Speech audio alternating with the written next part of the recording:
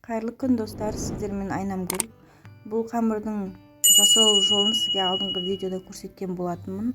Енді онда булочканың бірінші түрін көрсеттім, енді екінші түрін көрсетсем. Бұл булочка де пирог та сияқты болады.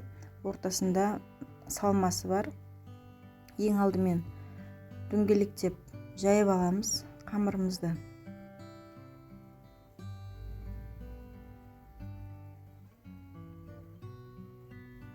Сосын оны формаға орналастыратын боламыз.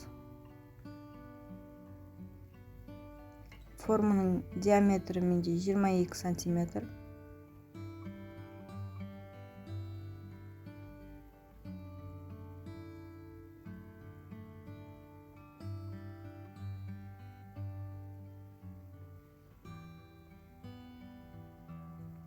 Келесі қамырымызды жаямыз.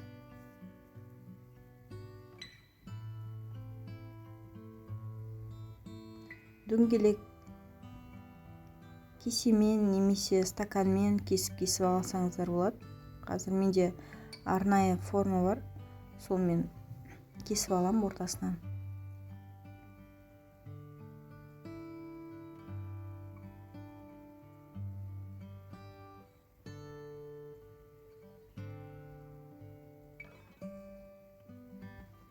Осының ортасына салма салатын боламыз. Творогқа мен тек қана құмшекер қостым. Видеодағыдай жасайтын боламыз.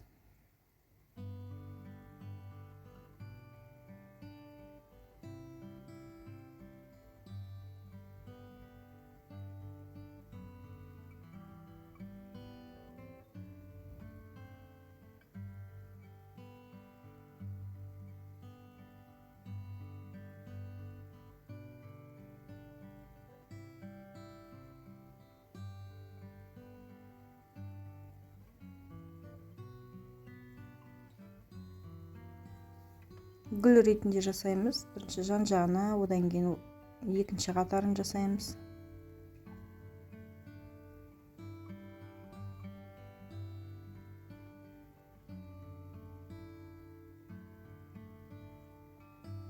Менікі үлкен болып тұр. Сіздер өздеріңіз кішкентай қылып істесеңіз, өте әдемі болады.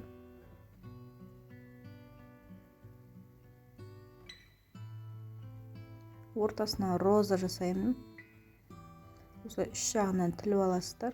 Ортасына творог салып, жан-жағын бекітеміз.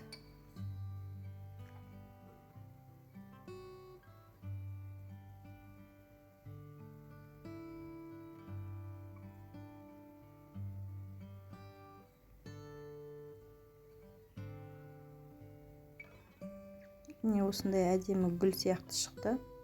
Енді оның бетіне жағу үшін бір жұмыртқаның сарысы мен айранды қолдандым. Осыны араластырып қазір бетіне жағатын боламыз. Біркелкі болғанша араластырып аламыз.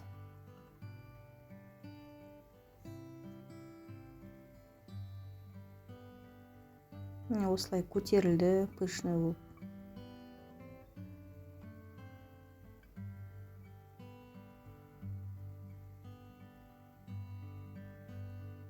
Үстіне жағып шығамыз. Осыны 170 градуста 40 минуттай пісіреміз.